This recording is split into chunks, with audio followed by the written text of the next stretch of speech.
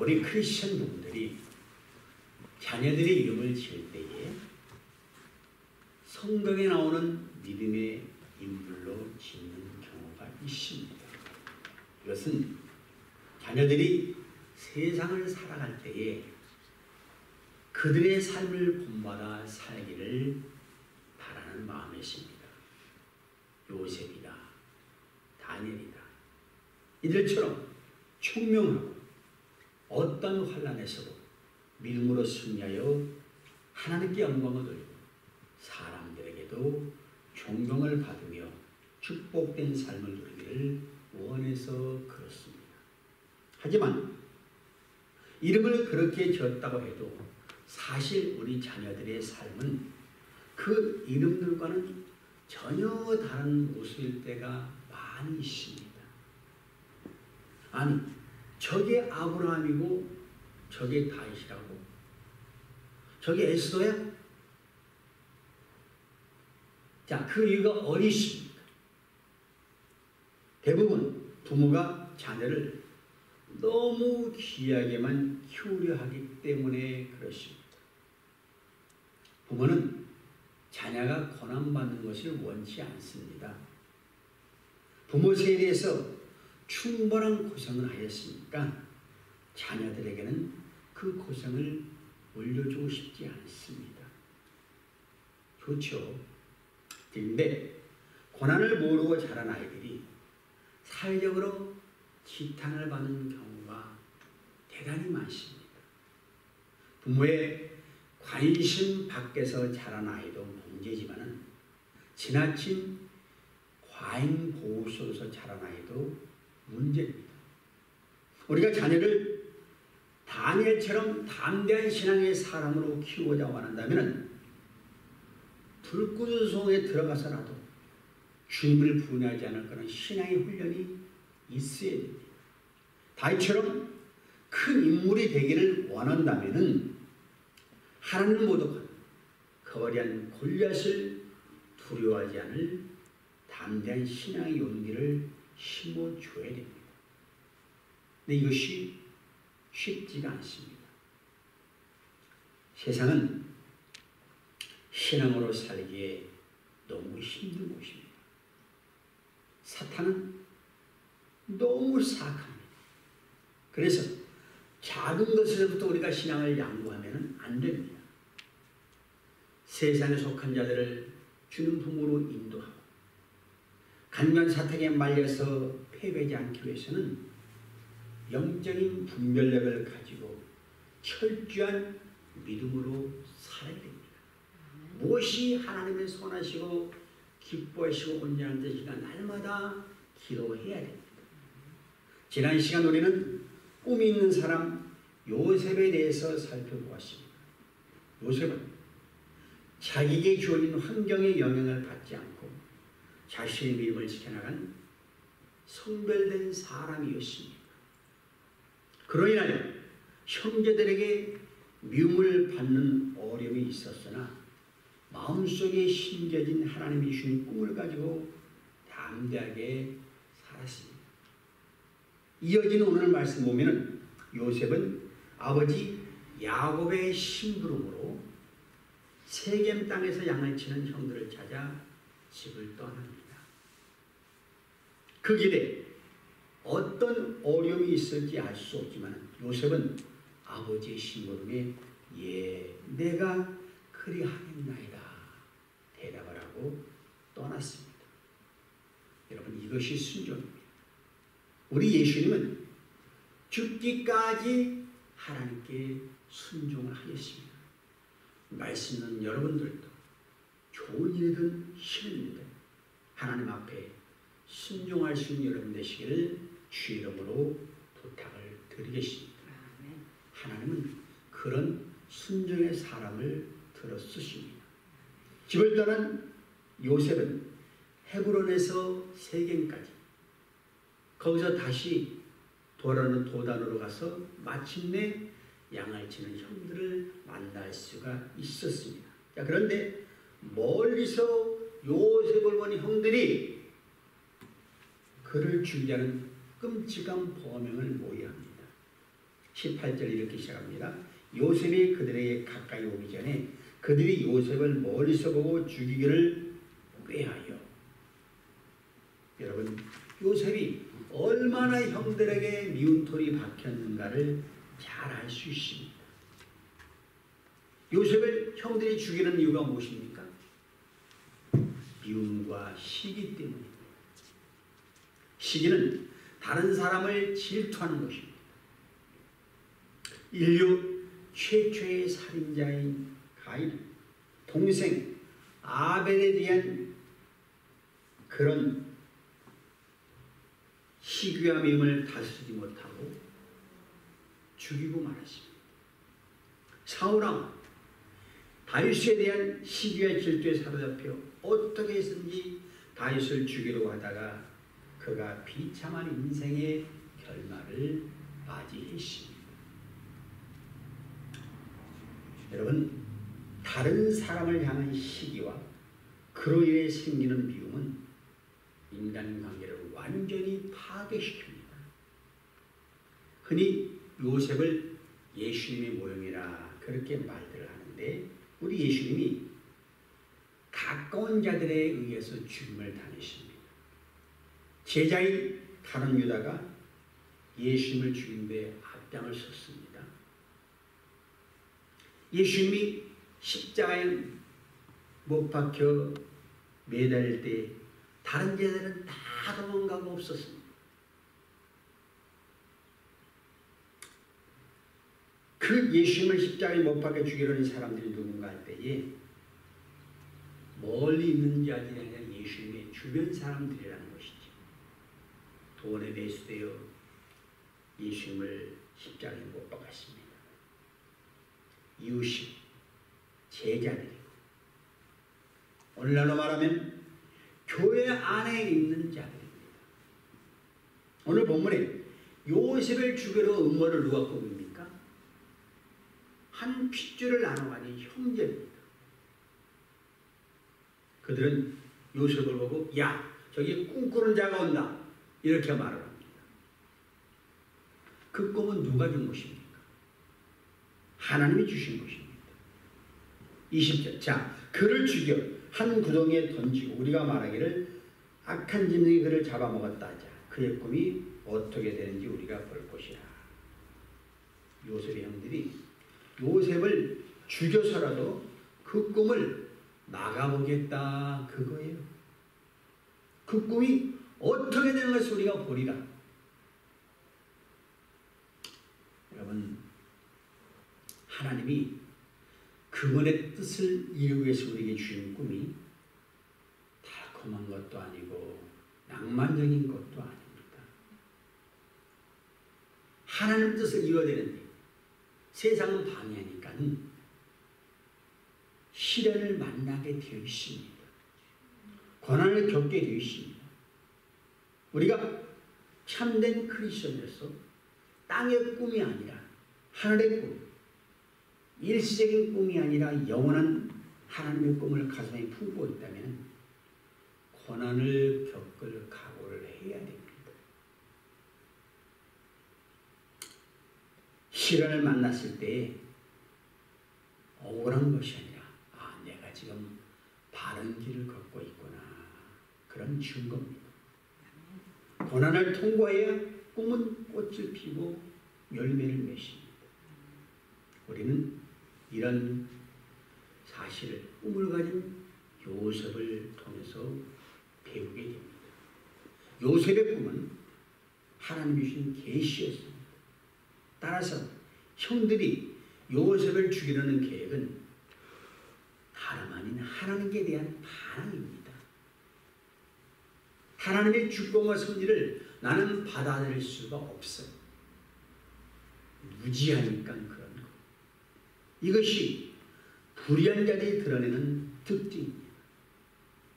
여러분, 누군가에 대한 미움이 내 마음에 생기면 그것은 순식간에 눈덩이처럼 불어나 걷잡을 수 없게 됩니다.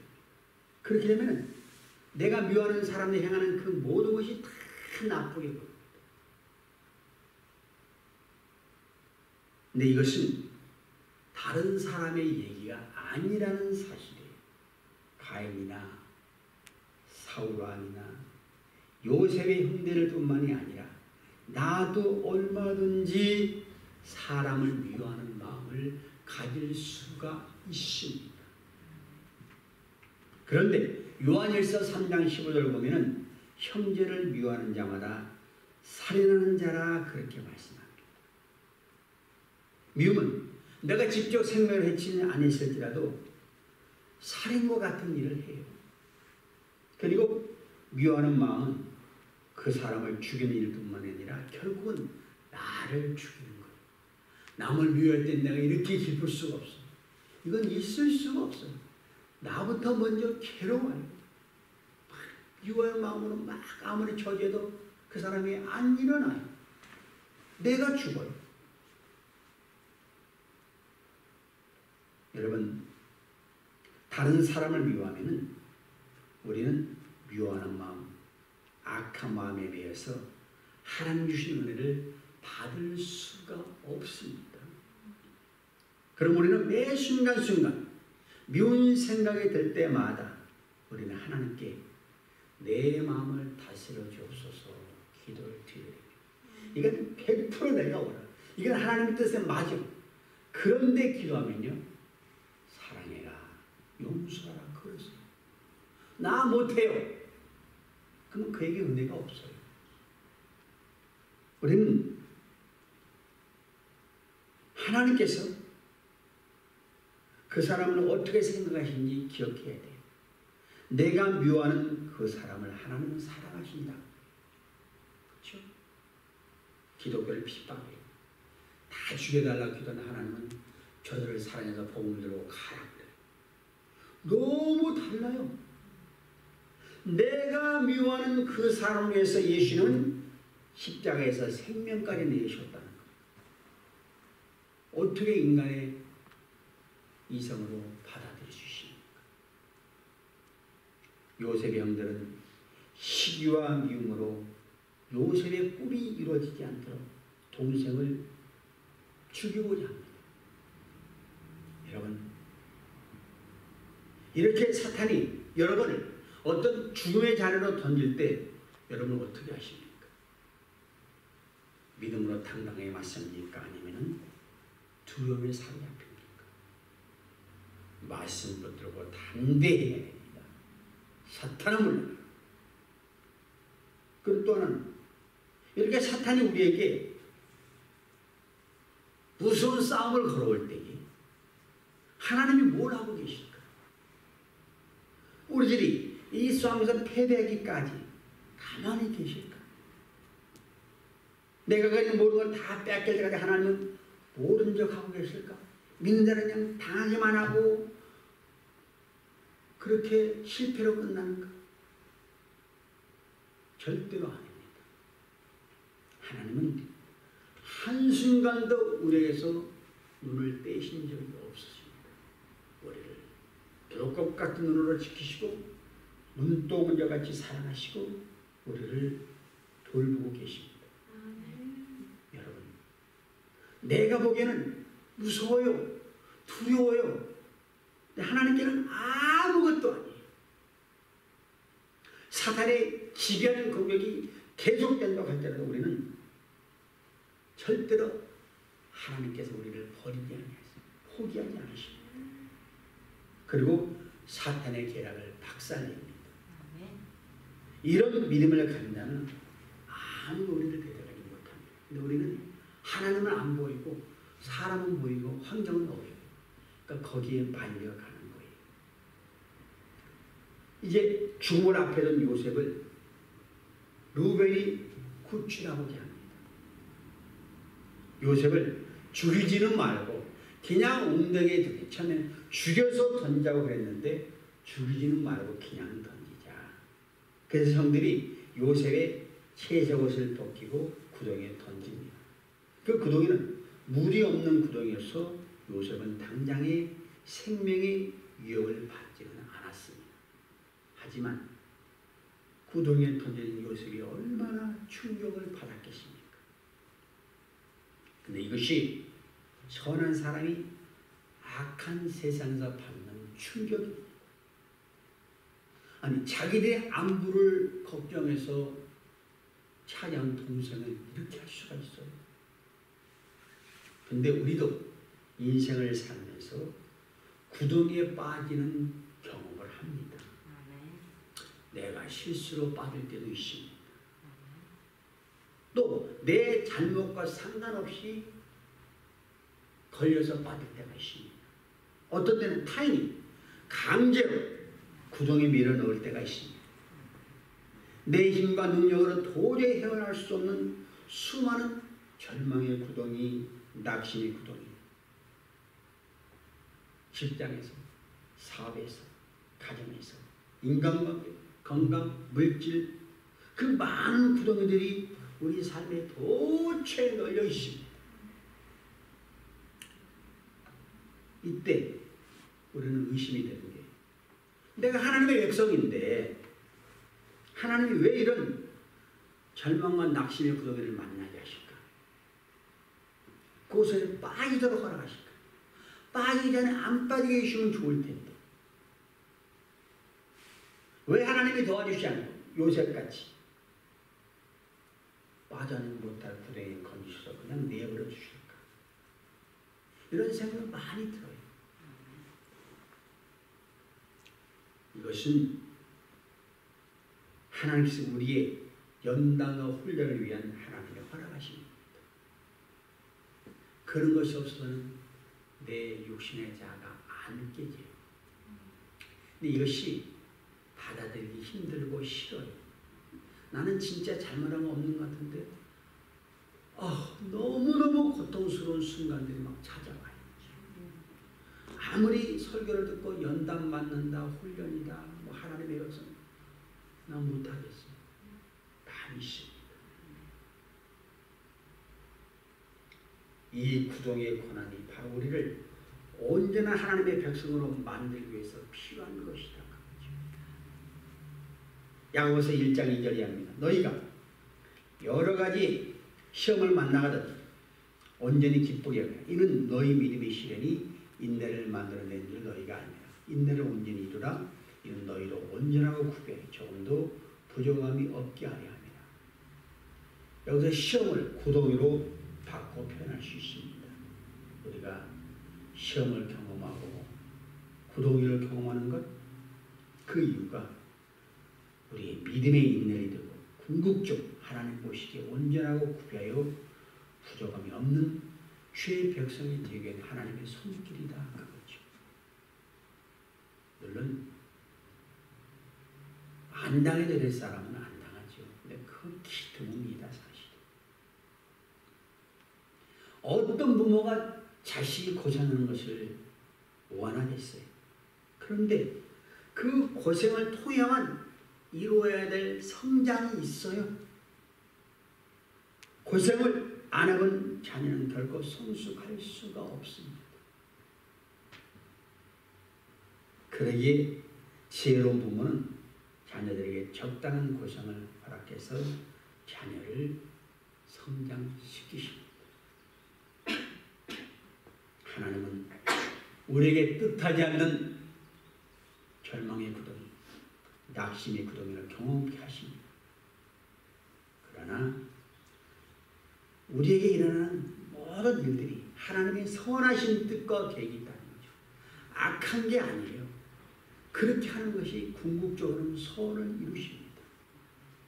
25절 보니까는 이렇게 요셉을 구덩이에 던져놓은 후에 형들은 앉아서 음식을 먹고 있어요. 정말 잔인하죠. 창세기 42장 21절에는 보면요, 형들이 이때를 회상하면서 그가 우리에게 애걸할 때 그 마음의 괴로움을 보고도 듣지 아니하였으므로 이 괴로움이 우리에게 임하도다 그랬어요. 구덩이에 던진 요셉이 가만히 있었겠어요? 형들에게 울며 불며 살려달라고 했죠. 그 소리를 듣고 형들이 양심의 가책을 느꼈는데 못 들은 척 외면하고 음식만 먹었어요. 나중에 형들을 용서하는 요셉의 모습을 보면요, 이야, 이게 진정한 하나님의 사랑이었구나. 세상 느낍니다. 왜 인간적인 마음에 그 원한 복수가 왜 없겠어요? 그런데 요셉은 그렇지 않았어요. 자, 요셉이 웅덩이에 갇혀있는 그 순간에 마침 애굽으로 향하는 상인들이 있었습니다. 이때 유다가 나서서 요셉의 목숨을 살립니다. 26절에 유다가 자기 형제들에게 이르되 우리가 우리 동생을 죽이고 그의 피를 덮어둔들 무엇이 유익할까? 자, 그를 이스마엘 사람들에게 팔고 그에게 우리 손을 대지 말자. 그는 우리의 동생이요 우리 혈육이라며 그의 형제들이 청정하였더라. 자, 유다의 제안으로 말미암아 요셉이 상인들에게 팔립니다. 노예로 팔렸을 때 충격과 두려움이 얼마나 컸겠습니까? 왜 요셉이 그런 일을 당해만 했다고요? 꿈 때문이에요. 자, 그런데 요셉의 입장에서는 충격과 공포였는데 하나님께서는 그것을 통해서 요셉을 영광의 무대로 이끄십니다. 그러니까 영광의 무대로 가기 위한 첫 출발이 뭐냐? 노예로 팔려가는 거라는 거죠. 여러분, 꿈을 성취하려면 고난받을 각오를 하십시오. 그냥 되는 것은 아무것도 없습니다. 이렇게 요셉이 은 20의 애국으로 팔려갑니다. 참으로 억울하고 기막힌 운명입니다. 우리는 가끔 현실에서 이런 진실한 그리스도인에게도 어려움이 일어나는 것을 봅니다. 저 사람 너무 믿음 좋아요. 근데 이해할 수 없는 사건들이 일어납니다. 그러나 분명히 하나님은 그를 도우시고 지키십니다. 요셉의 꿈이 자기 개인의 것이라면은 꿈의 성취가 요셉 인간에 달려있다면은 요셉의 꿈은 끝난 것이에요. 근데 하나님은 그 꿈이 하나님이 주신 것이고 하나님의 계획이 있기 때문에 어떤 방향에서 결국은 이루어집니다. 사실 형들은 요셉의 꿈을 막은 것이 아니라 꿈의 성취를 위한 도구가 되었어요. 그래서 우리가 가나마다 세상